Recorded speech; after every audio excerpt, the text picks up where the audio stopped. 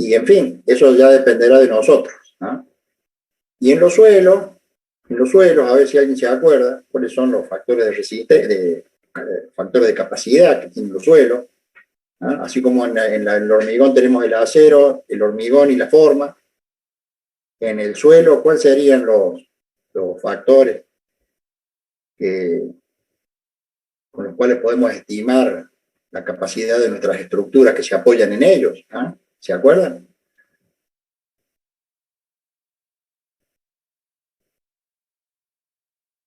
¿De qué depende la resistencia de los suelos?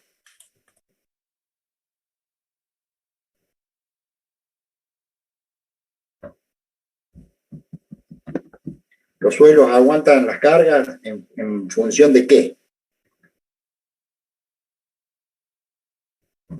De la deformación que aceptan. ¿Ah?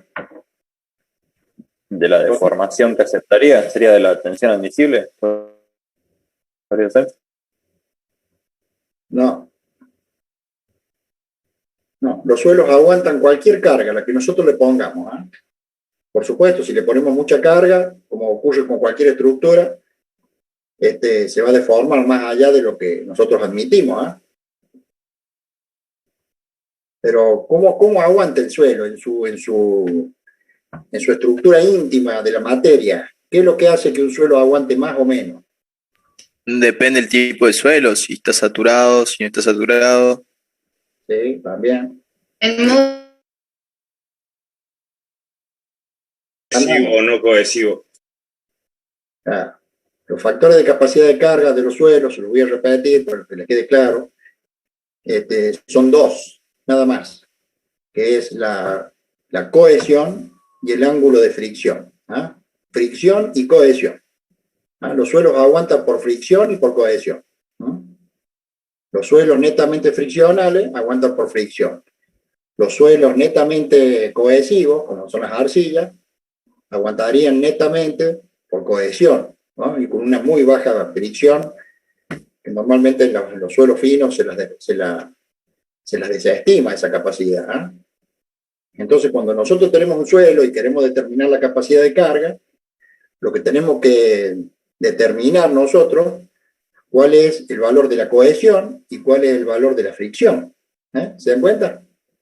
Así como nosotros, cuando queremos saber en una viga cuánto... ¿Ah? Y decimos, este es un hormigón H17, H21, H25, H30, lo que sea. ¿No? Lo mismo pasa con el acero. Queremos saber cuál es la capacidad del acero, entonces agarramos una probeta y la estiramos hasta la rotura o la comprimimos. ¿Ah? Entonces le vamos viendo la gráfica de tensiones de formaciones, que son, bueno, conocen muy bien ustedes, y determinamos las características con las que ese material soporta las cargas que nosotros le imponemos a las estructuras. ¿Sí? Una viga que está sometida a flexión trabaja a tracción y a compresión. ¿Ah? Tracción-compresión en la sección. ¿Sí? Entonces, para poder calcular la capacidad de esa sección, que tiene una determinada forma, ¿qué hacemos? Tenemos que saber hasta dónde aguanta el hormigón y hasta cuánto aguanta el acero. ¿Ah? No es lo mismo armar una estructura con un acero ADN 4200 o 420, que es el que usamos normalmente en las estructuras, o usar un acero de 1200 kilos, ¿ah? Por centímetro cuadrado de tensión admisible, lo que serían los hierros dulces, por ejemplo, los aceros dulces, ¿no? Entonces nosotros, para poder calcular una viga, tenemos que conocer la capacidad de los materiales con los que lo construimos. Pero en el caso de las fundaciones, nosotros tenemos que saber cuánto aguanta el suelo. ¿Ah? Y para saber cuánto aguanta el suelo, tenemos que hacer ensayos de cohesión y de fricción. ¿Ah? Conocer la fricción y conocer la cohesión. ¿Estamos? O sea, si ustedes hacen un ensayo de suelo, si es un suelo fino, le van a estimar la cohesión. Y si es un suelo friccional, por ejemplo, las arenas, o las arenas con grava y esas cosas, ¿cierto? Por distintos tipos de ensayos se puede conocer cuál es el ángulo de fricción interno que tiene ese suelo. ¿Ah? La cohesión interna y la fricción interna del suelo. Si nosotros no conocemos esos valores de capacidades de carga, difícilmente podamos dimensionar una estructura que se apoye en él. ¿Se dan cuenta? ¿Está claro?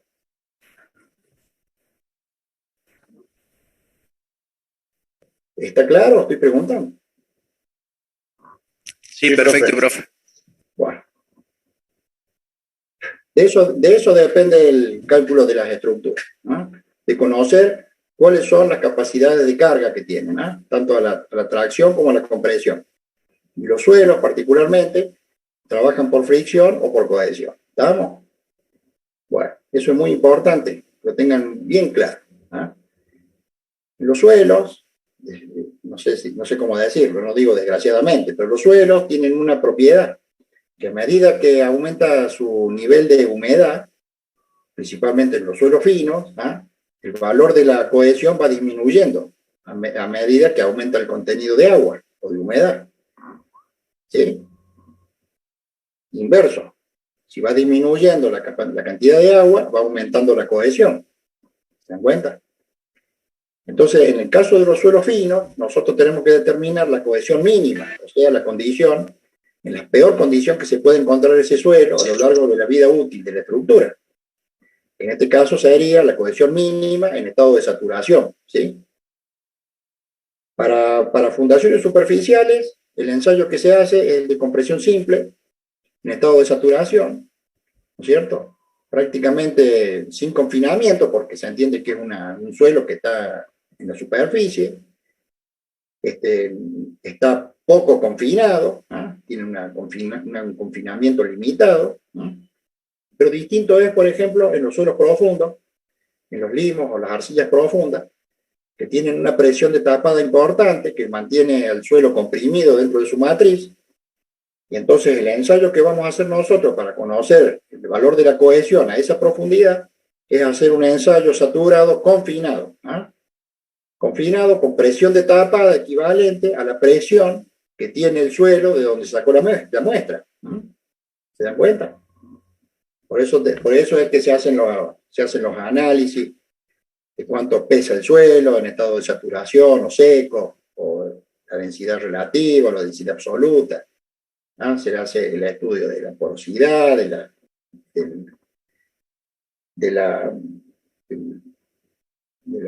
los vacíos que tiene ese suelo, ¿no? Bueno, y hay otros ensayos que ustedes ya lo han visto en la materia correspondiente. Eso es para determinar la cohesión en el caso de los suelos, que tengamos que hacer una fundación de suelos, en suelos finos, ¿no? Y en el caso de los suelos granulares, donde los suelos soportarían por fricción, entonces, bueno, ahí corresponden a otro tipo de ensayos. El más apropiado y el más directo, el que más se usa, es el SPT, el ensayo de penetración estándar, que mide por número de golpes cuál es la resistencia del suelo. Y también, digamos, por correlato se sabe cuánto sería el ángulo de fricción que tiene, ¿no? ¿Se dan cuenta? En los suelos finos hay que hacer ensayo de compresión confinado en estado de saturación, porque esa va a ser la condición más desfavorable en la que se pudiera llegar a hallar la fundación a lo largo de toda la vida útil de la estructura. Y en el caso de los suelos friccionales, además de medir el ángulo de fricción, también se mide, ¿no es cierto?, el grado de compacidad que tiene, ¿eh? Que también viene determinado por el número de golpes. Mientras más compacto es, lógicamente que va a tener un mayor número de golpes para penetrar una cierta longitud el útil de ensayo, ¿sí? Bueno, ¿por qué les digo todo esto? Porque recién hablábamos nosotros de las estructuras metálicas. Y las estructuras metálicas pasan exactamente lo mismo, como con toda estructura. Tenemos que conocer la capacidad que tiene el acero con el que vamos a construir la estructura, y tenemos que conocer las solicitaciones en cada una de las secciones, ¿sí? Y en definitiva las comprobaciones que tenemos que hacer, dado un diseño y un nivel de solicitación, es calcular las tracciones y compresiones que sufre ese material. Entonces las barras superiores e inferiores van a estar traccionadas o comprimidas, las barras diagonales van a estar traccionadas o comprimidas, la soldadura va a estar sometida a tracción, va a estar sometida a compresión, y si es en diagonal y las fuerzas son oblicuas, bueno, evidentemente que vamos a tener tensiones de rebalamiento, tensiones de corte. ¿Ah? Por eso les preguntaba si ya le estaban enseñando el cálculo de las soldaduras. ¿Sí? Es muy importante eso. ¿Ah? Capaz que sea lo más importante porque de eso depende la rigidez de los vínculos, de las distintas barras que constituyen a la estructura. ¿No? Y todo esto hace la ingeniería. Yo lo que le estoy tratando de explicar ahora es que en definitiva todo se reduce a eso, a calcular tensiones y deformaciones, nada más. ¿No? Las tensiones pueden ser de compresión o de tracción. Y si son oblicuas, bueno, de tracción por corte o de compresión por corte. ¿Se dan cuenta? Es muy simple. ¿No? Bueno, vamos a pasar al tema de hoy. Pero antes de eso, les quiero contar de que la semana que viene no voy a dar clase. Ustedes tienen parcial, ¿no? Bueno, entonces yo no voy a dar clase. Pero todo lo que hablemos nosotros hasta acá va a ser temario de parcial. ¿No? Incluso el profesor ya me pidió que les mandara un ejercicio tipo, ¿no? Para que ustedes resuelvan en el parcial, así que seguro que les va a tocar. Van a ser todos diferentes. No todos van a tener el mismo ejercicio, pero todos van a ser, digamos, parecidos. ¿Eh? He confeccionado un ejercicio muy sencillo de zapata excéntrica, entendiendo de que si ustedes entienden lo que es zapata excéntrica, entienden todo lo que es zapata. ¿Eh? Zapata con carga centrada, zapatas vinculadas, zapata para dos columnas, etcétera, etcétera. ¿No? Lo más difícil de todo es entender esto, de las zapatas excéntricas. ¿No?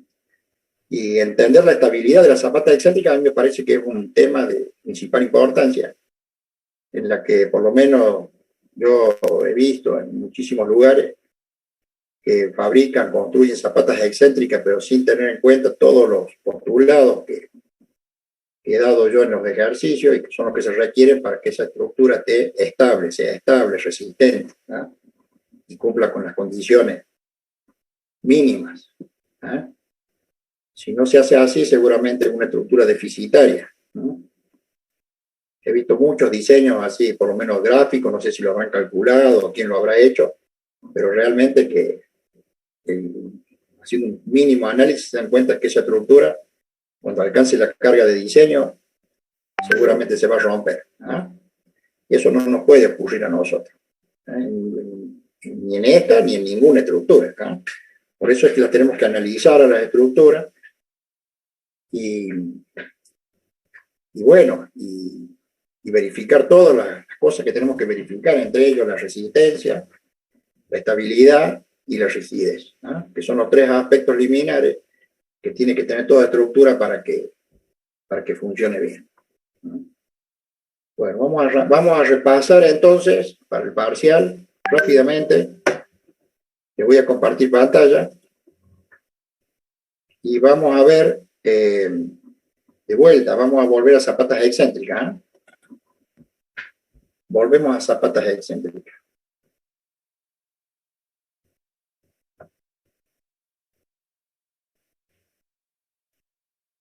Por supuesto que en el ejercicio que le he propuesto para el parcial no va con el cálculo ni de las vigas ni de las columnas, porque entiendo de que eso es parte de la materia de estructura de hormigón armado. ¿Eh?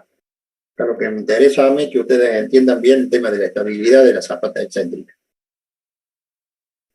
Y entonces, en ese sentido, como esto va a ser un repaso, yo les pido que el que no entienda algo, me lo pregunte, porque seguro les puedo asegurar que es un tema de parcial. ¿Eh?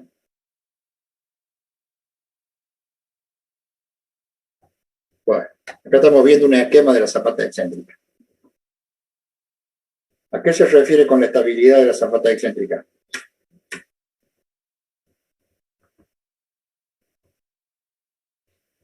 Básicamente, el problema de la estabilidad de la zapata excéntrica es encontrar la profundidad mínima a la que debemos fundar o a la que debemos colocar la viga tensora para que se pueda materializar la fuerza de rozamiento bajo la zapata, ¿no es cierto? Y en el tensor para contrarrestar el momento de excentricidad, ¿no? ¿Eso lo están viendo, muchachos? Sí, sí. Bueno, ¿se entiende eso? Fíjense ustedes que la fuerza F por la distancia Z me da un momento, ¿ah? Fuerza por distancia. Ese momento, fuerza F por Z, tiene que ser igual o mayor que el momento provocado por la excentricidad, ¿no? ¿Se dan cuenta? Sí, sí. Entonces, Profe, pero mayor no estaría en equilibrio, ¿no? no, si es mayor la fuerza, entonces estaría sobrado la estabilidad de la zapata, ¿no? El problema es que tenemos una altura, una profundidad mínima, ¿no?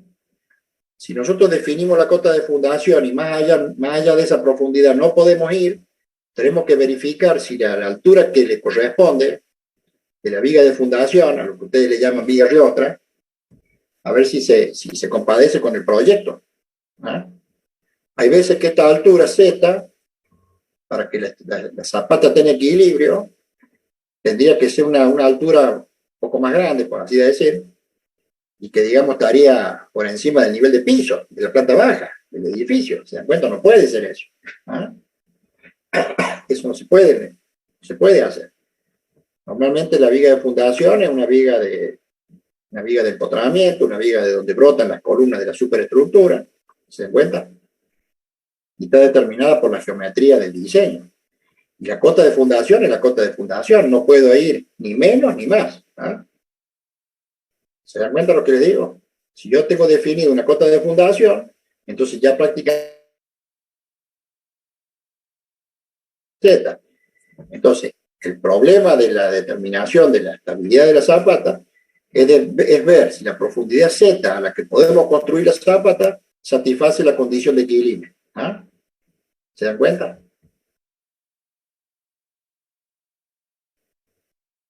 Y esto se debe a que la fuerza de rozamiento es una fuerza que está determinada por la naturaleza de los materiales, ¿no? La fuerza de rozamiento entre la zapata de hormigón y el suelo, pongámosle que fuera un limo, ¿no? O una arena o un suelo que sea, digamos, esa fuerza F, la capacidad de desarrollar una fuerza F está determinada justamente por la carga N y por el factor de rozamiento, ¿eh? El factor de rozamiento, ustedes se acuerdan, que es tangente de delta. Acá está como mu, pero es tangente de delta, vamos a corregirlo. Si quiere, lo corregimos. Tangente de delta, ¿no? ¿Eh? ¿Con delta qué? Delta. Super. Delta es igual. ¿A qué igual delta? ¿Se acuerdan?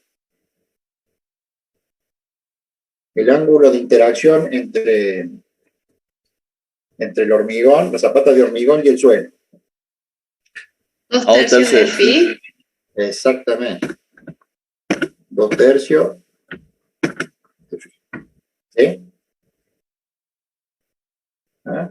Entonces ahora estamos un poco más con el léxico con el que manejamos en la cátedra, ¿ah? Entonces, el ángulo de interacción, ¿cierto?, entre la zapata y el suelo es delta, siendo delta 2/3 de phi. ¿Sí? Bueno, que este seguramente va a ser un dato del ejercicio, ¿eh? Pero fíjense ustedes que la carga N es la carga de la columna, ¿eh? Y tangente de delta, eso depende de los materiales. O sea que este término no lo podemos cambiar nosotros. ¿Se dan cuenta? No lo podemos cambiar bajo ningún aspecto, ¿eh? Entonces, lo único que podemos cambiar nosotros es la excentricidad, ¿eh? Por eso los diseños hay que hacerlo de forma tal de que la excentricidad sea mínima, ¿eh? Si nosotros proponemos una dimensión de columna tal que me genera una excentricidad E, ¿cierto?, que después, desarrollando esta ecuación, no satisface la condición de equilibrio, entonces lo único que podemos cambiar nosotros es la excentricidad, ¿no? Y más adelante se da la trampita, se da la premisa de cómo se hace para cambiar la excentricidad, ¿no? Entonces, fíjense ustedes qué sencillo que es, ¿eh? La profundidad Z tiene que ser mayor o sumo igual que la excentricidad dividido tangente de mu. Sale de esta ecuación. De esta ecuación, despejamos Z y ahí encontramos la profundidad mínima a la que tiene que estar ubicada el tensor. Si está definido en la cota de fundación, lo único que podemos hacer es colocar el tensor a esa profundidad mínima. ¿Se dan cuenta? Si no verifica la estabilidad, entonces lo único que podemos hacer nosotros es cambiar la excentricidad. ¿Se dan cuenta que son ecuaciones, son formulitas aritméticas nada más, cálculos aritméticos? Ustedes van a poder usar la calculadora, todo, para determinar cuánto es tangente de mu. En este caso, tangente de delta. ¿Estamos? ¿Se dan cuenta en qué consiste la estabilidad de la zapata? Es en función de la excentricidad, que depende de la geometría del sistema, verificar que la profundidad Z, que sale de la relación entre la excentricidad y la fricción de la estructura, si verifica el equilibrio del sistema.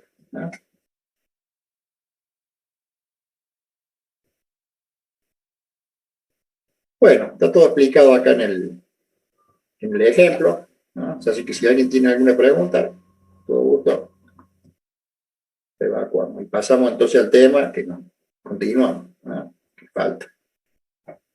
Y que nos toca para esta clase, ¿no?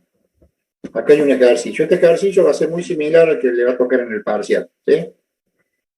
Por supuesto que no vamos a pedir verificación de la zapata y esas cosas porque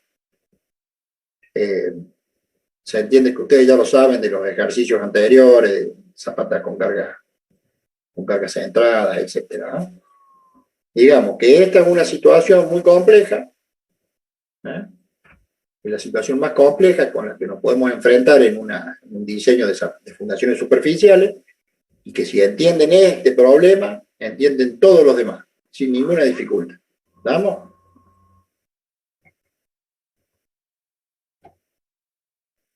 Profe, la viga, ¿a dónde si no hay otra zapata cerca, ¿a dónde a dónde se anclaría, digamos? ¿O se genera algún dado de hormigón, algo? Claro, si no tenemos a dónde vincularla, tenemos que hacer un muerto, que se llama, que es una estructura que nos permite el empotramiento o el arrastramiento, con la capacidad de reaccionar con la fuerza F en el tensor. ¿Se da cuenta? ¿Sí? Por eso cuando hacemos el análisis, este es un análisis de cuerpo libre, ¿se dan cuenta? Este es el esquema de diagrama de momentos, ¿cierto? De la zapata, de la columna de la fundación, la zapata acá, columna de fundación y viga de arrastramiento. Entonces ustedes ven que el momento de excentricidad genera este diagrama de solicitación, de momento. ¿Estamos? Evidentemente que, fíjense ustedes que si acá tengo un diagrama de momento, acá en la punta de donde se agarra este tensor, va a haber una fuerza vertical que la equilibra, porque tendería a levantarla, ¿no? Entonces este muerto que está acá, que tenemos que dibujar acá, que no lo hemos dibujado, evidentemente que va a tener que ser un elemento que sea capaz de resistir el tiro por un lado y el levantamiento por el otro. Pero se entiende de que este tipo de estructura corresponde a un edificio aporticado, que tiene, lógicamente,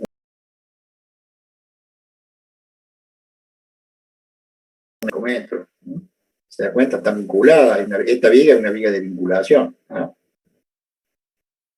Si fuera una zapata aislada, que no tenga ningún elemento de arrastramiento, y evidentemente que esta estructura va a ser deficitaria. O no la vamos a poder construir o vamos a tener que pensar en otro sistema de fundación. ¿Se da cuenta?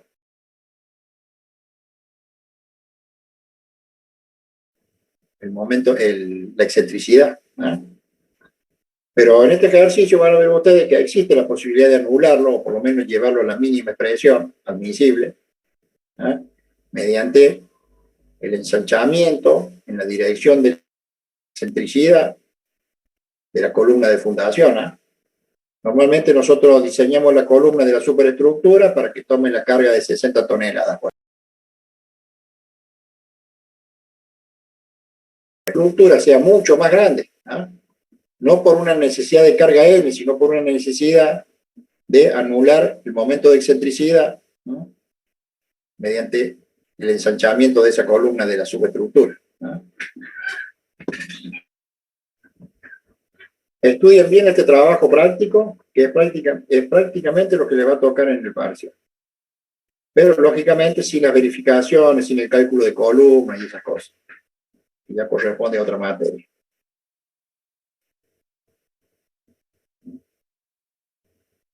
Bueno, lo que quiero que también quede claro es que al margen de la verificación de esta de la estabilidad, tengamos en cuenta que el momento de excentricidad no va a ser el único momento actuante en la estructura, sino que a eso hay que sumarle después los momentos provocados por el sismo, por los terremotos,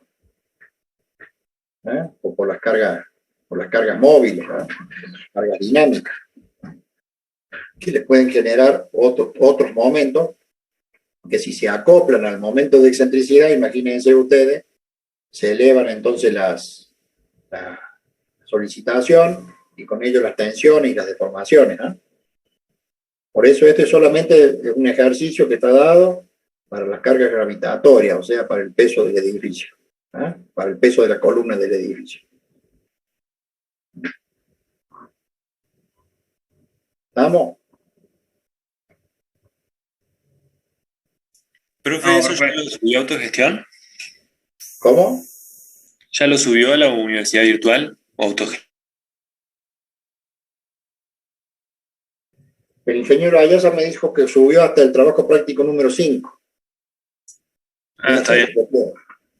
Yo no sé si lo tienen, a ver, otros alumnos ya lo tienen. Sí, profe, está en la UB al fondo, digamos, en la parte de abajo. Bueno, Gracias. Ustedes sabrán si lo tienen, espero que sí, que no lo tengan, que se lo pida a los compañeros. Estaría bueno que se junten y debatan sobre el problema de la zapata excéntrica. Primero porque es algo que el ingeniero tiene que saberlo. No podemos ir a una obra o hacer un diseño deficitario, se nos van a reír la cara. Y encima, peor todavía, que se nos venga abajo el edificio. ¿Estamos? Esto es muy serio, no es un moco de pavo, esto no es una pavada, digamos. Es muy importante. Se lo digo porque yo he visto muchos diseños de zapatas excéntricas, pero sin ningún tipo de criterio, con criterios totalmente deficitarios. Y eso nosotros no nos podemos permitir eso. Al margen de que algún día nos dediquemos o no al diseño y cálculo de estructura, cuando nosotros estemos en algún puesto en el que tengamos que verificar y ver y esas cosas, tenemos que ser conscientes y alertar del peligro, de los déficits de diseño y de cálculo. Todo es muy simple, pero todo está basado también en que tengamos diseños criteriosos, estructuras que tengan buena performance, en el diseño, en el cálculo, en los materiales, en la economía también. No es cuestión de hacer por exceso a la macana, porque sí, ¿no? Tenemos que ser racionales, como le he dicho en la clase anterior. Nosotros estamos para eso, para pensar, para hacer las cosas bien pensadas, bien razonadas. Bueno. ¿Han verificado que lo tienen en el ejercicio? Sí, profe, sí lo tenemos. Bueno, fíjense, esta columna fue calculada, que fue dimensionada con las dimensiones estas, ¿no? 30 por 50 creo que era. 30 por 40. ¿Sí? Satisface la condición de resistencia, porque ustedes ven que yo le puse un buen hormigón y le puse la cuantía de acero que pide el cálculo. Pero fíjense, este bosque de hierro